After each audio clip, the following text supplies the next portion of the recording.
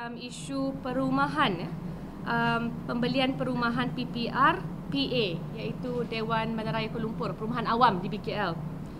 Saya berikan 3 pilihan yang seharusnya dipilih oleh rakyat yang akan membeli rumah-rumah ini. Pertama, tentunya yang dibawa oleh kerajaan, Kementerian Wilayah, iaitu menetapkan kadar skim pinjaman tajaan KWSP pada kadar faedah 6.5%. Ini diumumkan sendiri oleh Timbalan Ketua Pengarah di BKL, Datuk Haji Amin. Kedua, cadangan saya adalah untuk skim pinjaman mudah pada kadar faedah skim NFC, National Feedlot Center, sebanyak 2% sahaja, yang seharusnya diberikan kepada semua golongan berpendapatan rendah yang telah ditemui dan diakui sendiri oleh Menteri. Katanya mereka ini tak dapat pinjaman bank kerana sudah disenarai hitamkan. Makanya sememangnya mereka daripada golongan yang memerlukan bantuan. Kita cadang kadar faedah 2%, bukan 6.5% yang dibawa oleh DBKL dan Kementerian Wilayah Persekutuan. Dan pilihan ketiga yang digunakan di banyak-banyak negara adalah untuk melaksanakan konsep sewa hingga milik tanpa faedah. Jadi justru di setiap penyewa yang membayar secara konsisten setahun sewa bulanan mereka, seharusnya diberikan sebagai pegangan deposit dan akhirnya dapat ditukar kepada milikan setiap penyewa. Dan seharusnya tidak ada kadar faedah yang diserap dalam kos-kos ini, kerana hakikatnya rumah-rumah PPR sudah dimiliki 100% oleh DBKL. It belongs to them. Maksudnya kos construction, pembinaan sudah diserap dalam bila sudah tersiapnya ataupun terdirinya bangunan-bangunan tersebut. The ones that have been identified by the ministry are all who how do I say, tidak layak mendapat bantuan lah. Mereka gagal, whether in terms of there's no sustainability, in terms of the credit, there's a term for it. They don't have sufficient qualifications lah. Okay, so they have been blacklisted in essence lah, all these people. That's why the government came out with a special scheme in early 2010 to offer them, these people, the opportunity to own these PPR units. The response was extremely lukewarm.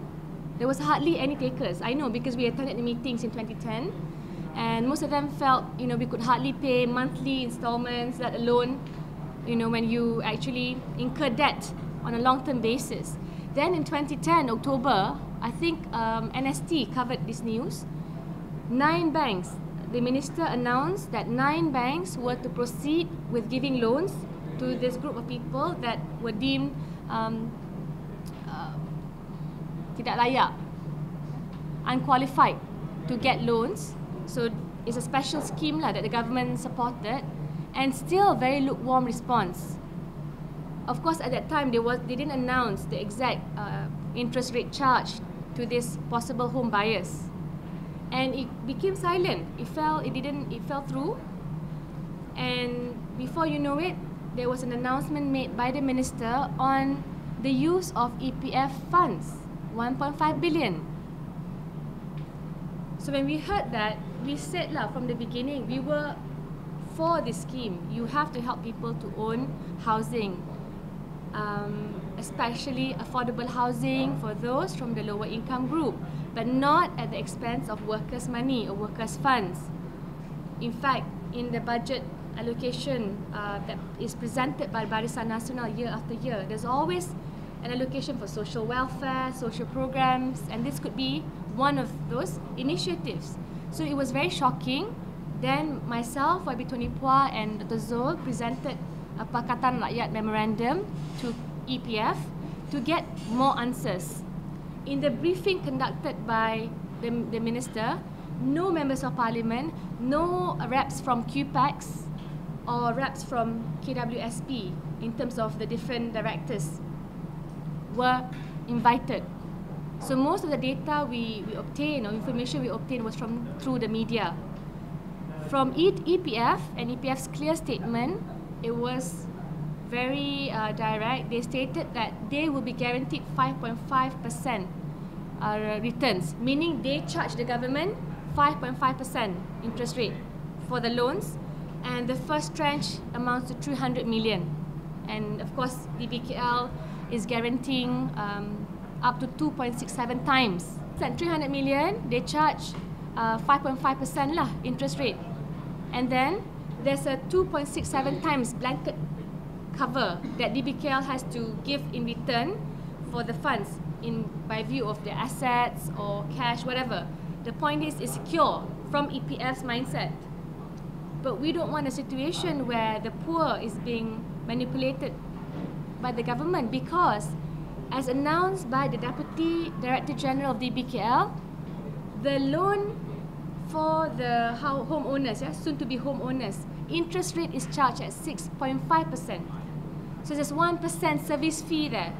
Did you understand that EPF gives 5.5% loan, then DBKL charges through the Syarikat Perumahan Wilayah Persekutuan 6.5%. That is based on the announcement made by Deputy DG Datuk Muhammad Amin.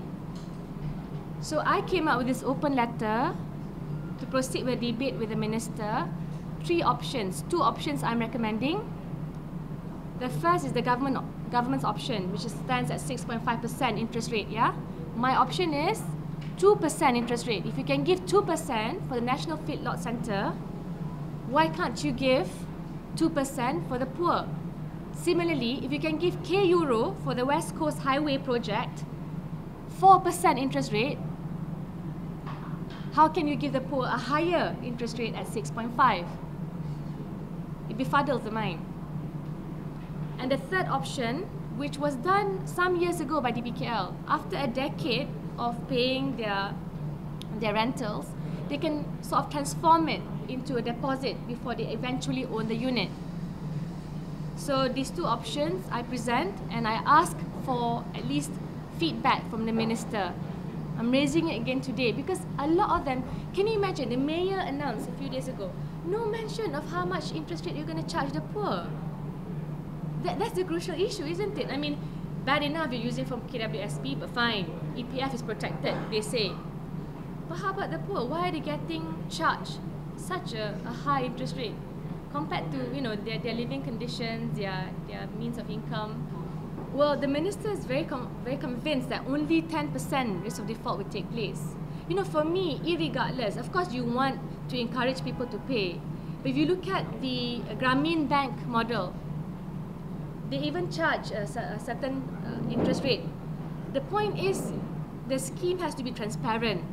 The scheme has to allow the poor and the home unit owners or renters, a sense of what they're getting themselves into, how are they going to pay every single month, and I think they will follow accordingly.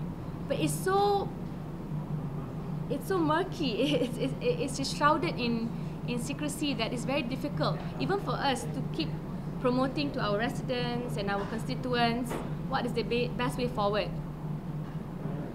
Mind you, even EPF has said Syarikat Perumahan Wilayah Persekutuan cannot manage the funds, cannot manage the loan.